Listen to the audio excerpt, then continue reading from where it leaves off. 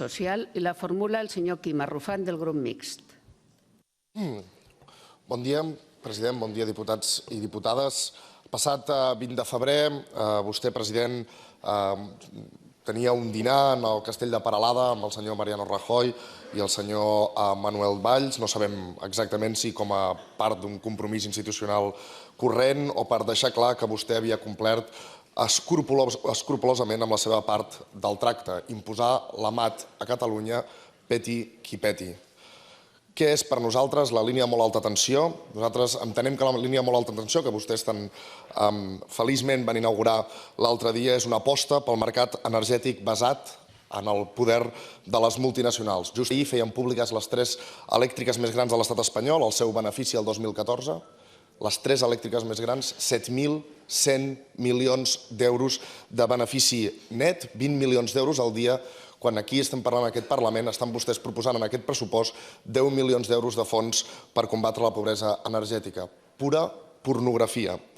És una aposta per l'energia basada en els combustibles fòssils, per tant, una aposta pel passat, per les energies no renovables. És, a més, una aposta per tornar i reincidir en la cultura de les grans infraestructures, tan famoses a la marca Espanya i que ara omplen tants jutjats d'aquest país, de la gran despesa, del transport internacional d'un subministrament que com a país hauríem d'aspirar, un subministrament de l'electricitat, hauríem d'aspirar a autoproveir-nos i a generar de forma local. És una aposta també per fer passar infraestructures privades, d'ús privat, de propietat privada, pel mig de tot el territori. Són apostes totes elles legítimes, però van cap a un model que és radicalment contrari als conceptes de sobirania i de sostenibilitat territorial, ambiental i energètica, que és el que nosaltres defensem. La guerra està per veure, però la primera batalla és cert. L'hem perdut. L'AMAT està construïda, l'AMAT s'obrirà el mes de juny. Però en la memòria passada i present queda el paper galdós de la Generalitat que ha jugat dimitint, fent deixadesa de les seves funcions a l'hora de defensar els ciutadans, el territori i el país davant del pas de l'AMAT. Vostè sap tots els nuclis urbans que vulneren les distàncies mínimes amb l'AMAT? Vostè sap tots els nuclis urbans que hauran d'abandonar les seves llars, que hauran d'abandonar les seves granges quan l'AMAT sigui connectada el mes de juny? La paraula per respondre el molt honorable president. Gràcies, senyora presidenta. Senyor Arrufat, vaig ser en aquell dinar perquè tenia una invitació institucional per anar-hi. Vaig considerar que era el meu deure institucional ser-hi. Vostè ens parla que aquest és un model equivocat, però no sabem exactament quin és el model que vostè defensa. És fàcil dir que aquest no funciona o no funciona prou bé si no se'n defensa un altre. Vostè ens parla de sobirania territorial. Jo no sé exactament quin concepte vostè té en aquest sentit de la sobirania, però a Europa no s'està construint a base d'illes energètiques, ni d'illes de comunicacions terrestres, ni d'illes de comunicacions de telecomunicacions, ni tan sols d'illes des del punt de vista de les conduccions del gas. Per tant, nosaltres estem fent allò que és un projecte, diguem-ne, si vostè vol, podríem dir de sobirania europea o com a mínim d'integració europea.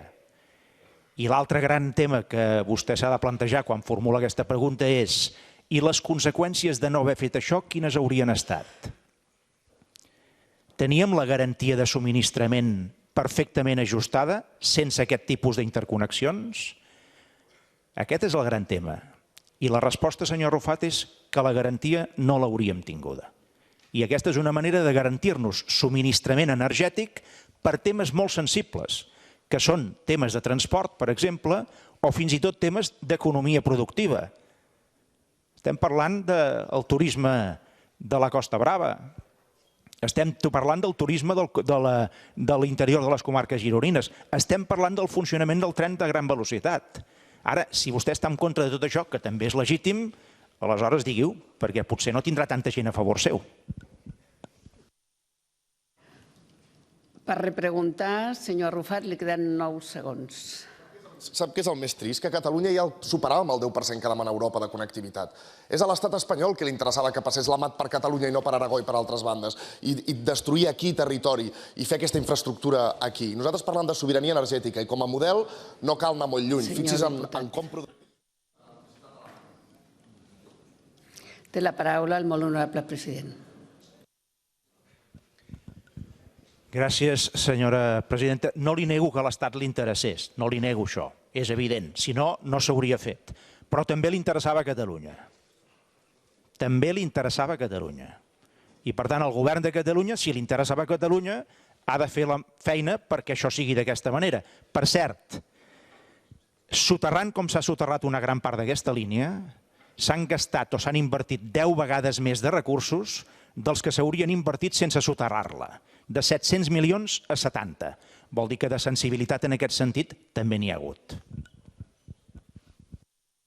La pregunta següent és sobre la situació política i la formula l'il·lustre senyor Albert Rivera del grup parlamentari de Ciutadans. Gràcies, senyor president. Molt honorable president, el Consell de Garanties Estatutàries ha esmenat per unanimitat a un dels articles de la llei d'acompanyament en la que vostè i el senyor Junqueras pretenien construir un estat desmuntant l'autonomia catalana a través d'una llei d'acompanyament. Alguns ja li vam advertir, senyor Mas, i ho havíem parlat aquí altres vegades, que vostès no poden construir un estat desmuntant l'autonomia catalana, que vostès no poden utilitzar recursos econòmics de tots els catalans en comptes de destinar-ho pels seus serveis per construir-se el seu miniestat o el seu país imaginari. Per tant, senyor Mas, jo li pregunto, qui assumirà responsabilitats d'un govern que presenta uns pressupostos fora de la llei, per una banda, i fora de la Constitució, i a més imaginaris, amb partides fantasma? Perquè vostès avui debatrem aquí uns pressupostos, com sap, que han estat esmenats, alguns per unanimitat, altres per majoria per aquest Consell de Garanties, poc sospitós de ser de Ciutadans, perquè no hi ha cap representant que haguem proposat nosaltres, com vostè sap, fins i tot el secretari general d'Esquerra Republicana, l'exsecretari, perdó, d'Esquerra Republicana, el senyor Ridao, és, com vostès saben, el ponent d'aquest dictamen. Per tant, senyor Mas, qui dimitirà, qui assumirà responsabilitats? Perquè aquest govern, com deia el meu company ara, pot fer nyaps a la concessió pública, pot fer pressupostos fora de la Constitució i aquí no marxa ningú. Estan vostès aferrats a l'escó i, en aquest cas, al govern i a la cadira del govern. Qui assumirà la responsabilitat per aquests pressupostos inconstitucionals i aquests pressupostos imaginaris? Té la paraula per respondre el molt honorable president. Gràcies, senyora presidenta. Senyor Rivera, vostè ens està parlant d'uns pressupostos que encara no s'han aprovat. No s'aproven avui, aquests pressupostos. Una vegada aquest Parlament hagi votat avui aquests pressupostos i la llei de mesures, la llei d'acompanyament, no seran lleis d'obligat compliment? Per tant, la responsabilitat quina és, final? Del Parlament de Catalunya, que assumeix l'aprovació d'uns pressupostos, cosa que es farà avui en contra, evidentment, suposo, de vostès, que votaran en contra. M'imagino, no? Però a partir d'aquí, tota la resta és normal. S'ha demanat un dictamen en el Consell de Garanties Estatutàries, aquest Consell ha aprovat un dictamen determinat, evidentment aquest dictamen serà tingut en compte en el moment de les esmenes definitives, encara que vostè gesticuli com sempre dient que no, però serà tingut en compte, vagi gesticulant dient que no, però serà tingut en compte, i a partir d'aquí, doncs escolti'm, no ha passat absolutament res més que allò que és un tràmit normal, un tràmit ordinari i l'aprovació definitiva d'uns pressupostos que vostè votarà que no.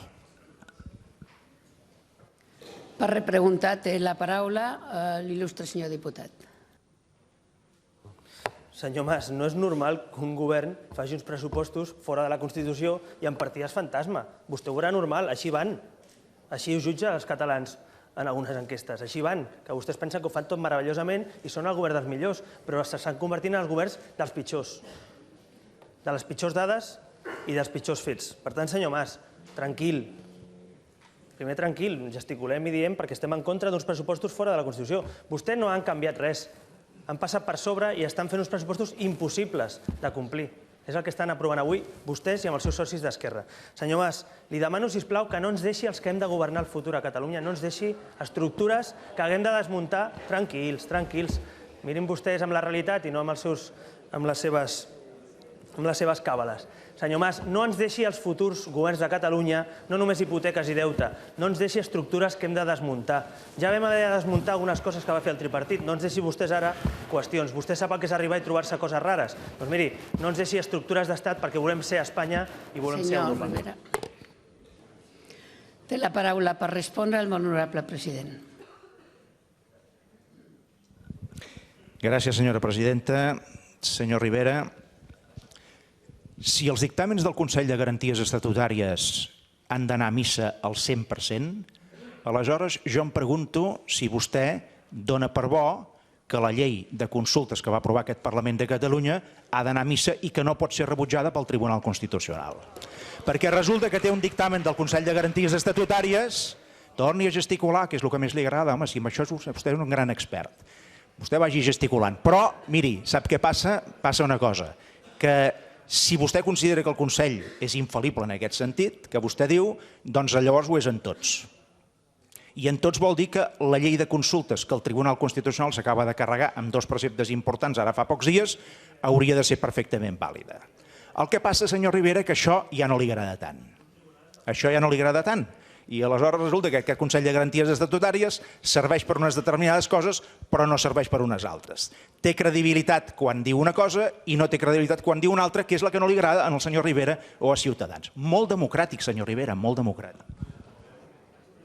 La pregunta següent és sobre la situació política i la formula l'il·lustre senyor Joan Herrera del grup parlamentari d'Iniciativa Verds, Esquerra Unida i Alternativa.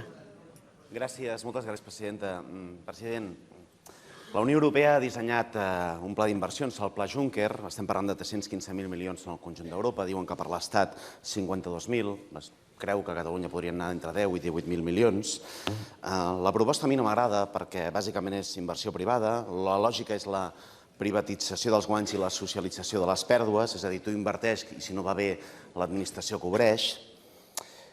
Però si el model no ens agrada, encara ens agrada menys com ha actuat el seu govern. L'Estat li va dir, enviï'm una proposta, i vostès van enviar una proposta amb opacitat i de forma arbitrària. Haurien d'haver-se adreçat al conjunt del teixit productiu a Catalunya, però no ho van fer. I en el llistat d'inversions, les inversions van ser 769 milions d'Endesa, 308 de Vodafone, empreses molt catalanes, totes elles, com bé sap. Telefònica, 308, Indra, 91... President Mas, quina valoració fa de l'actuació del govern? Està disposat a fer una valoració crítica i com pensa rectificar? Té la paraula per respondre el molt honorable president.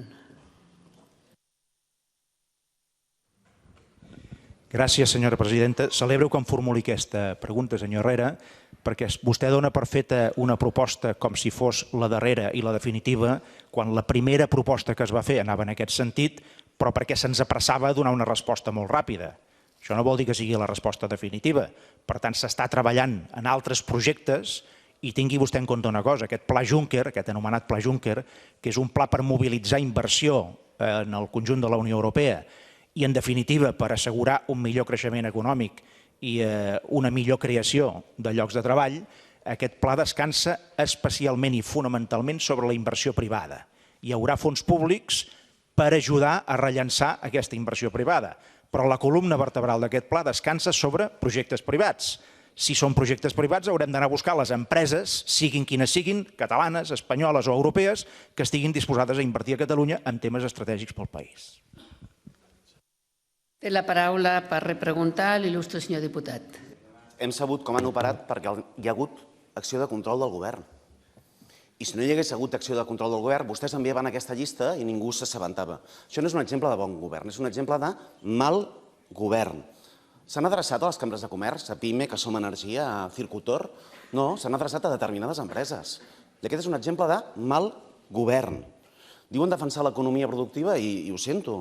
És un exemple d'economia especulativa. Ernesto Kaiser explicava a la comissió d'investigació que el capitalisme d'amiguets és aquell model on es generen relacions entre polítics i empreses i les grans empreses saben a qui buscar, a qui han d'acudir per necessitar un favor. Miri, si el capitalisme d'amiguets tingués una universitat, la masterclass la donaria Jordi Pujol Júnior. I l'exemple pràctic seria aquest, com han repartit vostès les inversions entre determinades empreses. Senyor Mas, no és de rebut el que han fet. No és de rebut que el que ha de ser el principal pla d'inversions a Catalunya vostès el decideixin com l'han decidit. Li proposo una cosa, que no em responguis com sempre amb el pim-pam-pum, fa 5 anys vostès feien no sé què, no, perquè sempre al segon torn és com ho fa. Li proposo que assumeixi responsabilitats, sí, assumeixi responsabilitats, accepti que han obrat afavorint a determinades empreses de forma opaca i arbitrària i que faci una nova proposta en funció de l'interès general i no en funció de l'interès particular de poques empreses. Abandonin el capitalisme d'amiguets i facin i defensin l'economia productiva d'aquest país. Gràcies, presidenta. Té la paraula per respondre el molt honorable president. Gràcies, senyora presidenta. Vostè què m'està demanant exactament? Que accepti que estem fomentant l'economia especulativa? Que és el que em diu? Què m'està demanant més? Que accepti que l'acció del govern és la que fa el capitalisme dels amiguets? Això m'està demanant que digui? Quan a més això, senyor Herrera, és radicalment fals. Nosaltres el que estem intentant és que hi hagi inversió en aquest país, de tot tipus. Si una part d'aquesta inversió ha de ser privada, serà privada. No hi faci tants escarafalls, senyor Herrera. Jo encara recordo com la línia 9 del metro, fa 5 o 6 anys enrere, es van vendre les concessions de les estacions en els privats. Senyor Herrera, escolti això. Vostès es van vendre les estacions de la línia 9 del metro aquí, en els amiguets. En els amiguets, senyor Herrera, era això? No, a mi no se m'acudiria dir-ho d'aquesta manera, perquè suposo que vostès en aquell moment devien voler tenir recursos públics per poder seguir invertint en la línia 9 i van fer el que van poder en aquest sentit, però si se'ls pressuposa bona fe a vostès, s'ha de pressuposar a tothom. Per tant, això del capitalisme dels amiguets, senyor Herrera, anem amb compte, perquè li puc posar altres exemples que si segueix insistint en aquesta línia li seguiré posant de coses que costaran molts diners en els propers mesos a la Generalitat de Catalunya per allò que vostè en diu el capitalisme d'amiguets i que jo no m'atreviria a dir d'aquesta manera. La pregunta següent és sobre la situació política.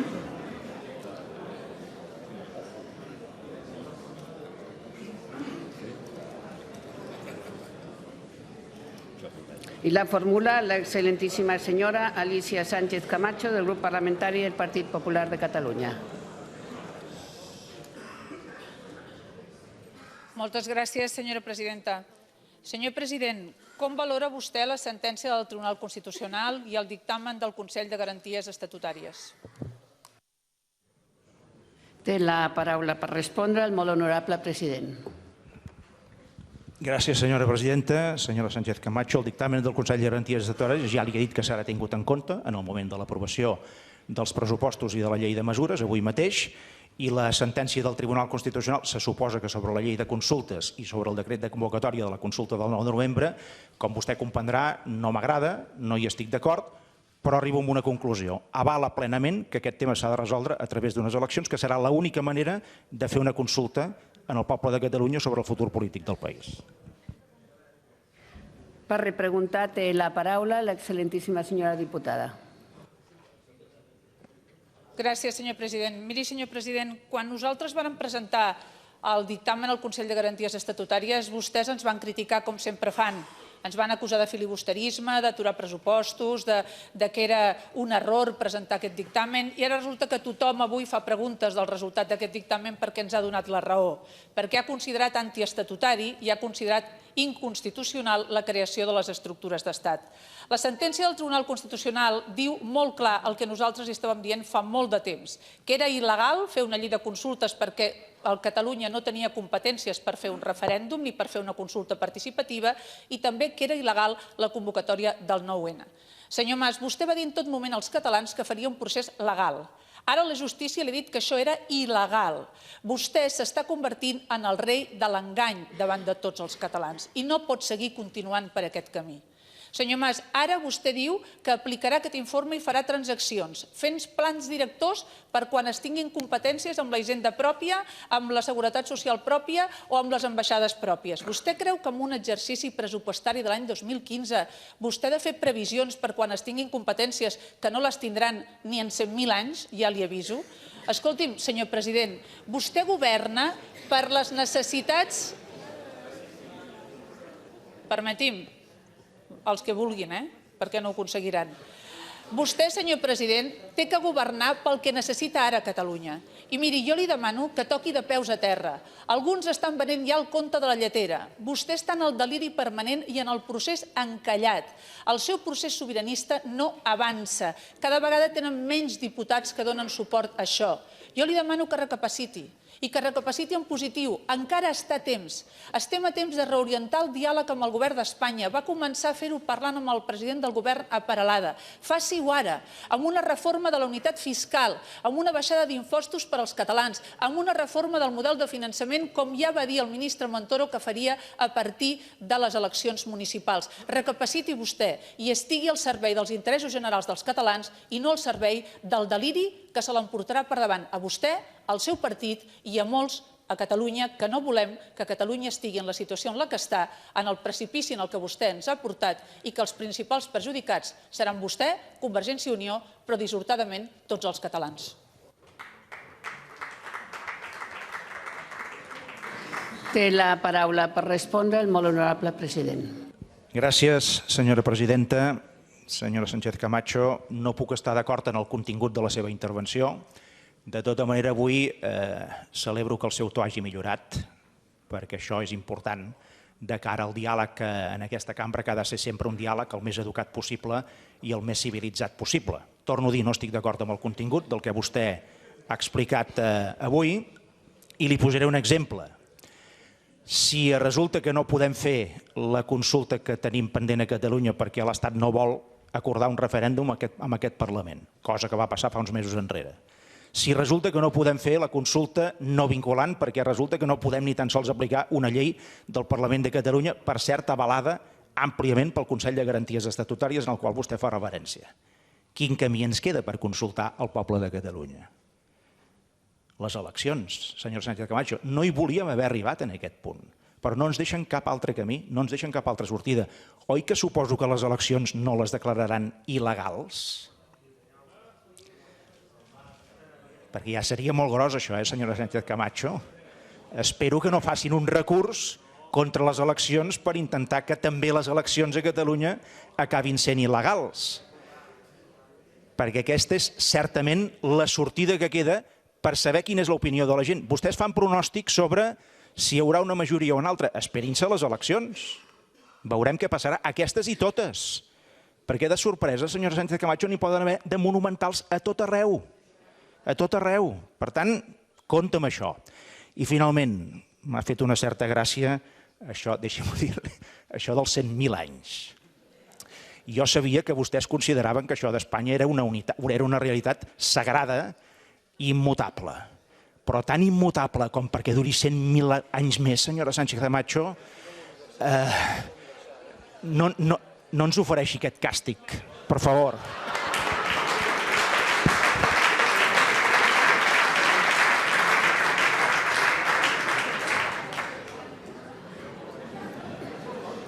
La pregunta següent és sobre la situació política i la formula l'il·lustre senyor Miquel Iceta del grup parlamentari socialista. Gràcies, senyora presidenta. Senyor president, avui no tindré el premi a l'originalitat perquè també volia preguntar-li per aquest dictamen del Consell de Garanties, però a mi no em podrà dir el mateix que en el senyor Rivera, perquè precisament pel dictamen del Consell de Garanties sobre la llei de consultes, que home, va ser àmpliament majoritari, 5 vots a favor i 4 vots particulars, en fi, majoritari, nosaltres li vam donar suport a la llei de consultes. Però després ha vingut un Tribunal Constitucional que per unanimitat ens diu que no val. Però em referia al dictamen sobre la llei d'acompanyament. És un dictamen majoritari que diu que no es pot procedir a la creació de les estructures d'estat que vostès havien pactat amb Esquerra Republicana. Més enllà del tema jurídic i de l'ajustament que ara en puguin fer de les esmenes, quina valoració política li mereix i quines conclusions creu que cal desprendre d'una decisió tan important com aquesta? Té la paraula per respondre el molt honorable president. Gràcies, senyora presidenta. Senyor Iceta, el pacte amb Esquerra Republicana és el que es produeix avui en la votació. No n'hi ha un altre. El pacte definitiu és la votació. Avui s'aprova una llei de pressupostos i una llei d'acompanyament. Què és el que compta? Tots els preparatius per arribar a aprovar una llei o l'aprovació de la llei el dia que s'aprova. Compten els vots en aquest Parlament, això és el que passarà avui. Efectivament, amb Esquerra Republicana, com passa sempre, quan vostès estaven al govern devien fer exactament el mateix, doncs es fa tot un treball previ, tot un treball preliminar per arribar a un punt de consens per després poder votar conjuntament una cosa important com és l'aprovació dels pressupostos, que és exactament el que farem avui. Per repreguntar té la paraula l'il·lustre senyor diputat. President, jo crec que amb les esmenes aquestes reservades, que és la que es pretenia aprovar, vostès s'havien situat fora de la llei. I això els hi diu el catalaníssim Consell de Garanties Estatutàries.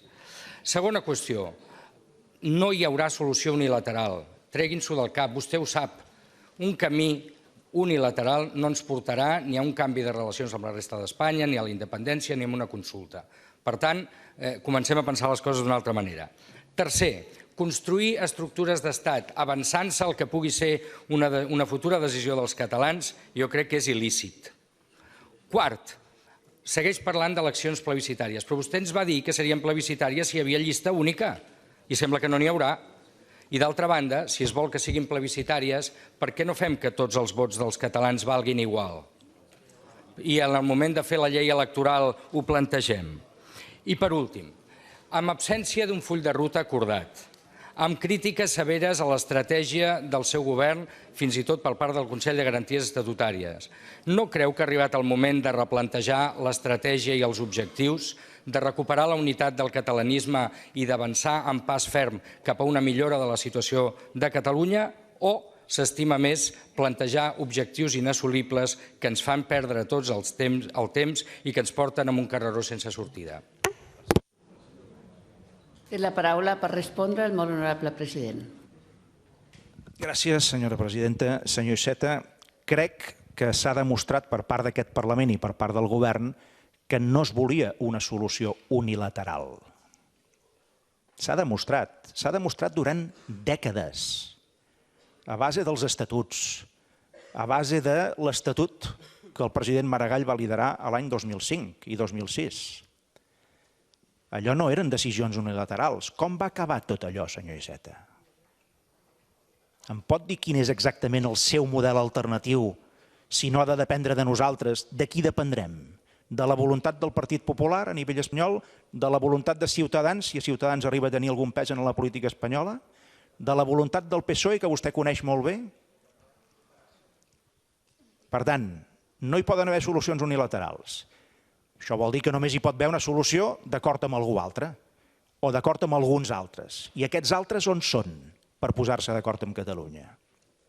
O resulta que ens els trobarem en les properes campanyes electorals a Espanya utilitzant, com ja està passant a Andalusia, el tema de Catalunya com sempre per guanyar vots de manera innoble? Oi que ens trobarem amb això, senyor Iceta? I vostès ho saben perfectament com a Partit Socialista de Catalunya, que això funciona d'aquesta manera. Per tant, no es tracta de la voluntat de solucions unilaterals. Es tracta de ser pragmàtic. Portem 40 anys intentant els pactes per tot arreu i per tots els costats i amb tothom, i estem com estem, amb una regressió total del concepte de l'autogovern. I davant d'això ens hem de defensar, senyor Iceta. I ens estem defensant dintre de la legitimitat que ens dona el vot del poble de Catalunya quan passa per les urnes. La pregunta següent és sobre els darrers esdeveniments polítics i la formula l'honorable senyor Oriol Junqueras, del grup parlamentari d'Esquerra Republicana de Catalunya. Bon dia, presidenta. Deixi'm començar amb una confessió. Em sento incapaç d'especular sobre què passarà d'aquí 100.000 anys. L'experiència ens ensenya que no hi ha cap estat que de moment els hagi durat. Veurem què passa. Us porto a un terreny molt més proper. President, aquests dies moltes i moltes famílies, molts milers de famílies es troben en un procés transcendent que és el d'inscriure els seus fills en les escoles, i aquest període ens posa una altra vegada davant de l'evidència que el nostre sistema educatiu ha d'afrontar reptes molt importants. Un d'ells és el de les restriccions pressupostàries, atès que el nostre país encara no pot decidir sobre els seus recursos fiscals, i en aquest sentit li voldria preguntar sobre quina valoració fa dels acords pressupostaris que avui es concretaran en aquesta cambra, de les aportacions que en aquest sentit, en l'àmbit educatiu, venen per part d'Esquerra Republicana. També li voldria preguntar sobre un altre repte, que és el repte que planteja la llei Wert. Sabem que el departament ha dit que és una llei inaplicable. Voldríem tornar a sentir en veu seva quina és la posició del govern en aquesta qüestió. Per tant, sobre les restriccions pressupostàries, sobre els acords pressupostaris, les partides afegides que hi haurà en aquests pressupostos i sobre com el govern implementarà la llei Wert.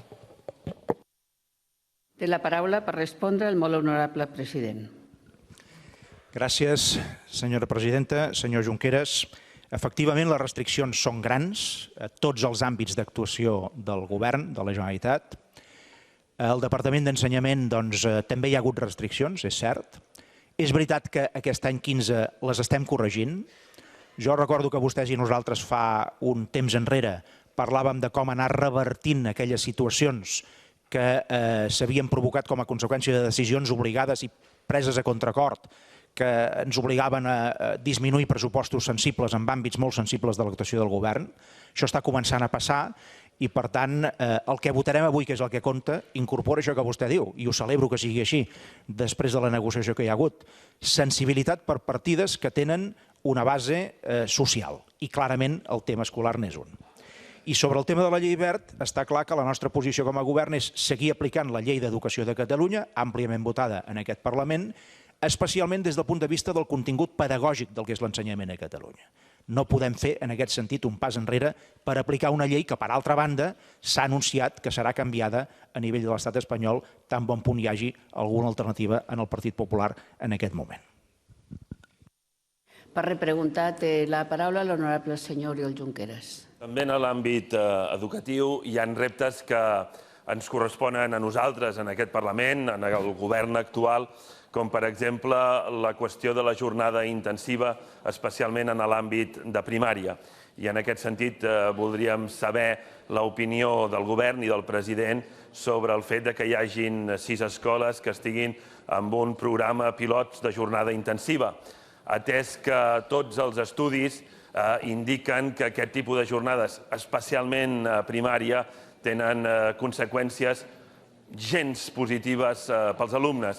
Voldríem saber si la decisió del govern respon a algun criteri pedagògic o si respon a un criteri estrictament pressupostari, d'estalvi de recursos, o si respon a algun criteri de prova i error que nosaltres estem convençuts per l'experiència i pel consens acadèmic i pel consens internacional al respecte, que malauradament és una proposta errònia i que la jornada educativa ha de protegir la igualtat d'oportunitats de tots els alumnes. Té la paraula el molt honorable president.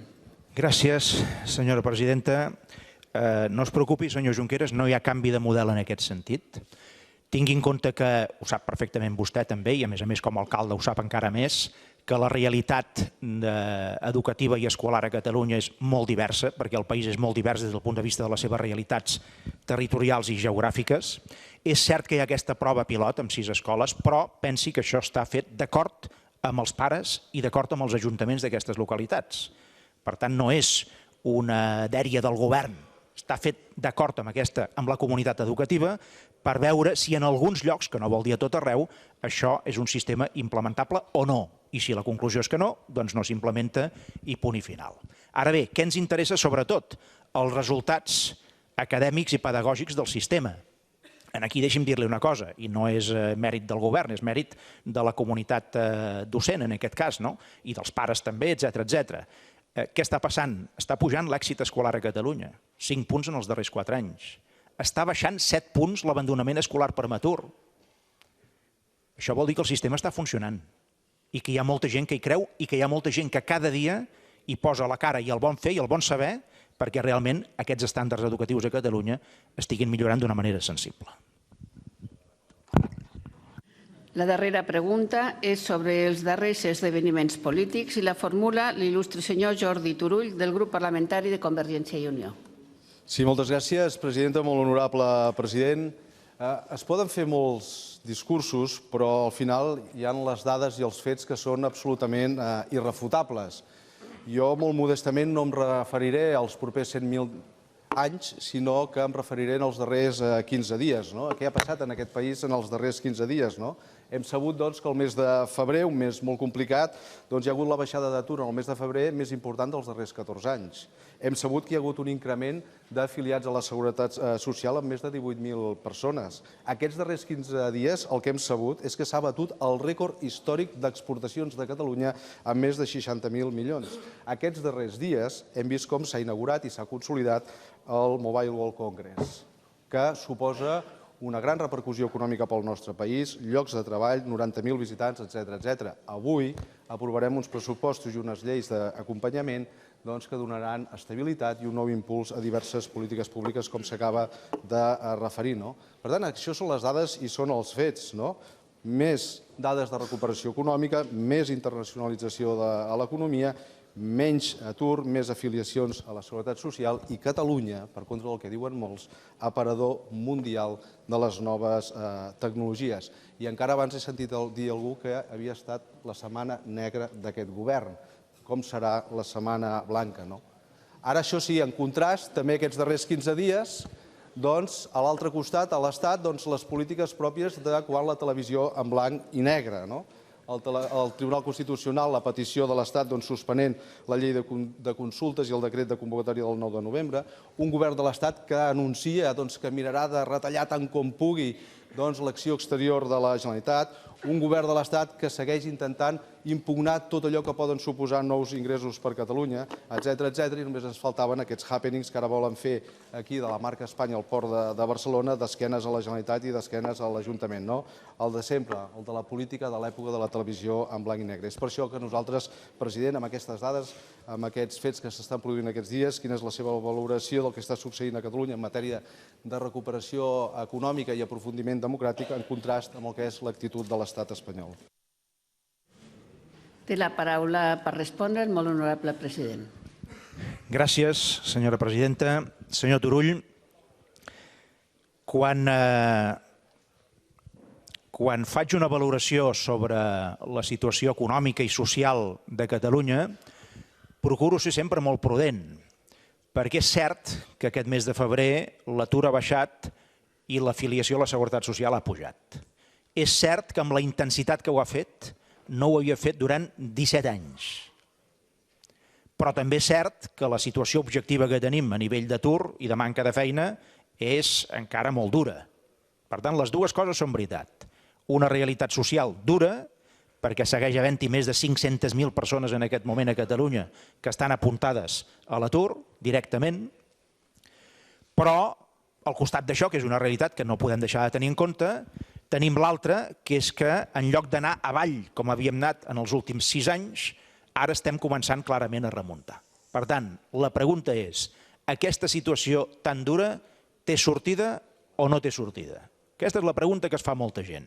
I la resposta que avui podem donar és aquesta situació dura, que ho segueix sent, té sortida. No una sortida miraculosa, ni una sortida absolutament immediata per tothom, però clarament té sortida si seguim fent les coses d'una manera correcta, raonable, si seguim apostant per les polítiques que cal apostar, si no ens deixem fer presoners de determinats debats o de determinades posicions que gairebé no deixarien fer res. I per sortir d'aquesta situació cal fer un munt de coses. I moltes d'aquestes vol dir superar clixés i superar estereotips. L'altre gran tema és l'exportació. No només hem batut rècord d'exportacions, que vol dir que cada vegada hi ha més empreses que estan exportant en aquest país, sinó que a més hem pujat el nombre d'empreses que regularment exporten i a més l'exportació catalana està creixent per sobre, no només de l'espanyola, sinó també de la mitjana de la Unió Europea i de la mitjana de la zona euro. És a dir, l'economia catalana no només crea ja en aquest moment llocs de treball, sinó que a més cada vegada està més orientada en els mercats exteriors. I per acabar-ho de reblar, doncs efectivament, Catalunya i Barcelona, la seva capital, capital mundial de la mobilitat. A quantes altres ciutats del món, i fins i tot alguna de l'estat espanyol, li agradaria poder exhibir-se com una bona capitalitat mundial de la mobilitat. És el cas de Barcelona i de Catalunya. Acabada la sessió de control, passem ara al següent punt de l'ordre del dia, que és la situació de compatibilitat d'un diputat.